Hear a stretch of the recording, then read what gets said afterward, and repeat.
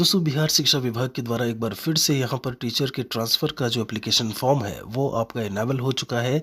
यहाँ पर अब आप अपने ई शिक्षा कोर्स पर जाकर के लॉगिन करके अपने आईडी पासवर्ड से उस ऑप्शन को देख सकते हैं, वो इनेबल है। यहाँ पर अभी हम कंप्लीट प्रोसेस के बारे में बात करने वाले हैं, किनको किनको ट्रांसफ़र मिल सकता है उसको लेकर के चर्चा करेंगे। नोटिफिकेशन में जो एक नोटिस दिया था कि किनको किस आधार पर जो है ट्रांसफ़र मिलेगा उसके बारे में भी चर्चा करेंगे। एक यहाँ पर फॉर्म है और वो फॉर्म आपको जो है वीडियो के डिस्क्रिप्शन में चेक करेंगे, महेश एकेडमी टेलीग्राम चैनल है, आप उससे जुड़िए। वहाँ उस फॉर्म को मैं भेज दूंगा पीडीएफ के फॉर्मेट में, जहाँ उसे आप डाउनलोड कर लीजिएगा। और वो है आपका स्थानांतरण के संबंध में, वो आपको फिजिकली उसका प्रिंट ले करके वो काम करना है। तो वो ये बता रहा है फॉर्म कि आपकी जब स्कूल की बात करें और आपके होम टाउन की या जहाँ पर आपका घर है वहाँ से उसकी दूरी कितनी है, वो पूरा कुछ उस फॉर्म में दिया हुआ है। उसके बारे में भी इस वीडियो में अपने हम चर्चा करेंगे। लास्ट तक आप बने रहिएगा, सारी चीज़ों को लेकर के हम एक एक करके बात करेंगे।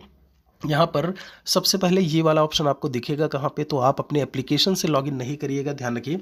ये कोई ऐप नहीं है, ऐप से आपको ये देखने को ऑप्शन नहीं मिलेगा। जब हम ई शिक्षा कोर्स की बात करते हैं आपको ब्राउज़र पे जाना होगा, जो भी आपका ब्राउज़र है, मोजिला है या कोई भी ब्राउज़र आप ऐसे में यूज़ करते हैं, अपने लैपटॉप डेस्कटॉप से भी, मोबाइल फ़ोन में भी आप जो है गूगल क्रोम वगैरह होगा, वहाँ से जा करके आप इसको ओपन करिएगा। आपको ई शिक्षा कोर्स .bihar.gov.in आपको जो है यूआरएल में एंटर करना है। उसके बाद आपको देखने को मिलेगा टीचर की आईडी और पासवर्ड से टीचर से आप लॉगिन करिएगा। आप जैसे ही लॉगिन करेंगे तो आपके स्क्रीन पर कुछ इस तरीके से ऑप्शंस आएंगे। डैशबोर्ड, स्टूडेंट, एनरोलमेंट है, टीचर है, request for transfer on special दिखेगा। यही ऑप्शन जो है वो आपको देखने को अब मिलेगा, नया ऑप्शन। और ये अभी अभी आप 10 बजे के आसपास जो है इसे कहीं ना कहीं जोड़ा गया है। अब हम आपको बता दें, जैसे ही आप इस पर क्लिक करेंगे ऑप्शन दिखाएगा टीचर ट्रांसफ़र फॉर्म, ये लिख करके आएगा। आप जब टीचर ट्रांसफ़र फॉर्म पर क्लिक करेंगे तो उसमें कुछ ये मैसेज डिस्प्ले हो रहा है इस समय।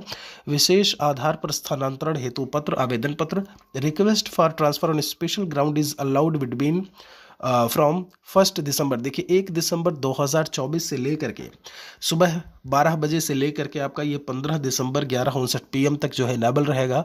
लेकिन आपको हम बताना चाहेंगे कि अभी ये फॉर्म जो है वो इनेबल नहीं है। जी हाँ, ये अभी आज 1 दिसंबर 2024 से रात के 12 बजे से इसे इनेबल हो जाना था, लेकिन आप जब क्लिक करेंगे तो यहीं पर आपका रुक जाएगा आकर के। अभी ये फॉर्म आगे ओपन नहीं हो रहा है, संभवतः इसमें सुधार आज ही कर लिया जाएगा।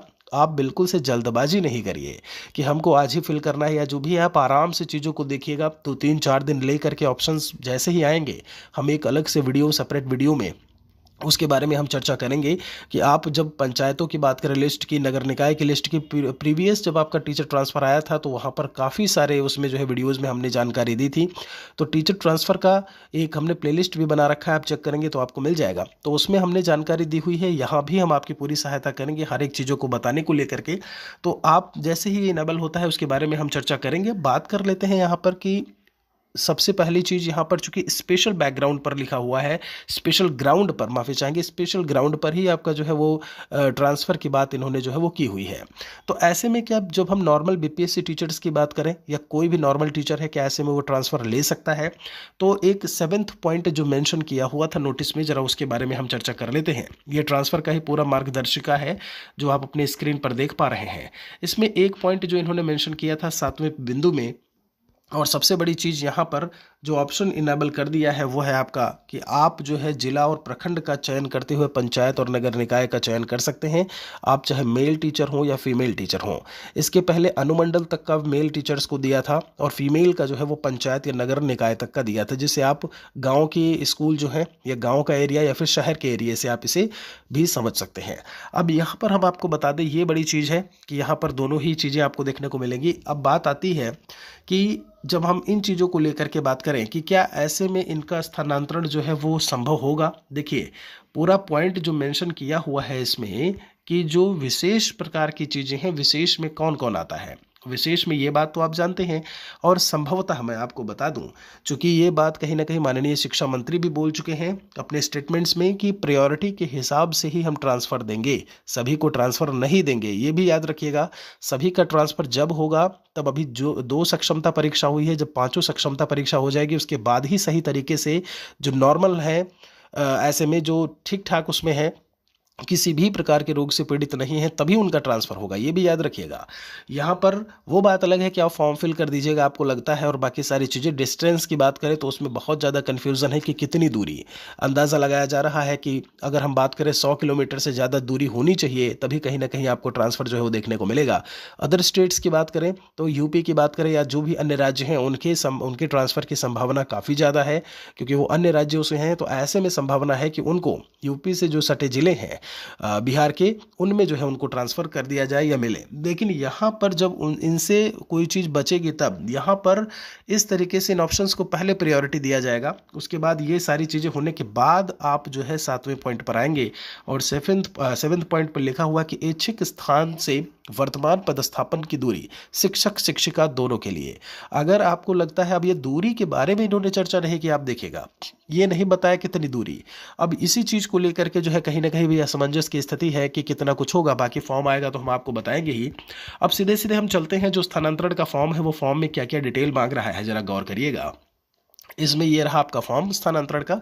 इसमें है सेवा में श्रीमान प्राथमिक शिक्षा निदेशक महोदय, शिक्षा विभाग पटना बिहार। स्थानांतरण के संबंध में संदर्भ में क्या है, बिहार सरकार शिक्षा विभाग प्राथमिक शिक्षा निदेशक के ज्ञापांक संख्या दिया हुआ है। चलिए 21/11 को ही ये नोटिस आया था जो ऊपर मैं पढ़ रहा था। महाशय, निवेदन पूर्वक कहना है कि मैं वर्तमान में उत्क्रमित मध्य विद्यालय प्राथमिक विद्यालय जहाँ भी है, प्रखंड जिला, ये सब चीज़ें आपको मेंशन करनी है। इसमें कितने वर्षों से आप पदस्थापित हैं, मेरा स्थायी पता क्या है वो मेंशन करना है। मैं बताना चाहता हूँ कि मेरा स्थायी पता से पदस्थापन विद्यालय की दूरी कितनी है वो आपको यहाँ पर मेंशन करनी है। देखिए दूरी बोला हुआ है, ठीक है। आगे कहते हैं अत्यधिक दूरी के कारण मैं पारिवारिक जिम्मेदारी का निर्वहन नहीं कर पा रही हूँ या कर पा रहा हूं।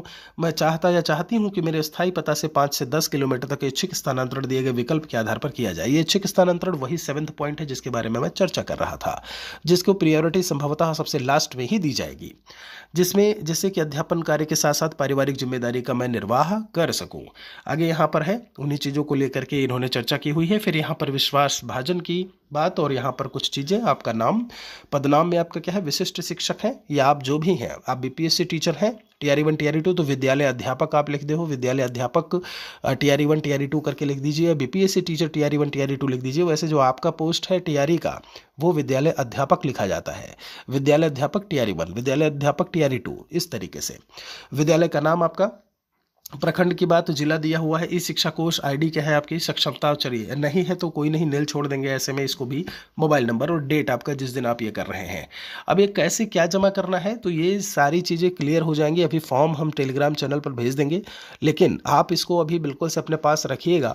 और यहाँ पर जैसे ही कंप्लीट एप्लीकेशन फॉर्म ओपन होता है उसमें क्या क्या ऑप्शंस मांगता है, किस तरीके से वो एप्लीकेशन शो करता है, वहाँ पर कौन कौन से ऑप्शंस देता है, जब हम उसको देख लेंगे तो एक वीडियो के माध्यम से उसके बारे में हम कंप्लीटली चर्चा करेंगे कि अब क्या क्या ऑप्शंस कैसे डिस्प्ले हो रहे हैं। और उसके बाद आप कहीं ना कहीं जो है जो आवेदन की प्रक्रिया है वो करिएगा। जल्दबाजी किसी भी दशा में नहीं करिएगा, उचित समय है, यहाँ पर काम हो जाएगा बिल्कुल। आवेदन जो है वो 1/12 से 15/12 तक है, तो ये आराम से इसमें कोई दिक्कत समस्या नहीं आएगी। कोई और सवाल है तो कमेंट में अभी फिलहाल के लिए मेरे लिए लिखिएगा ज़रूर। एक और वीडियो के साथ में जल्दी मिलेंगे।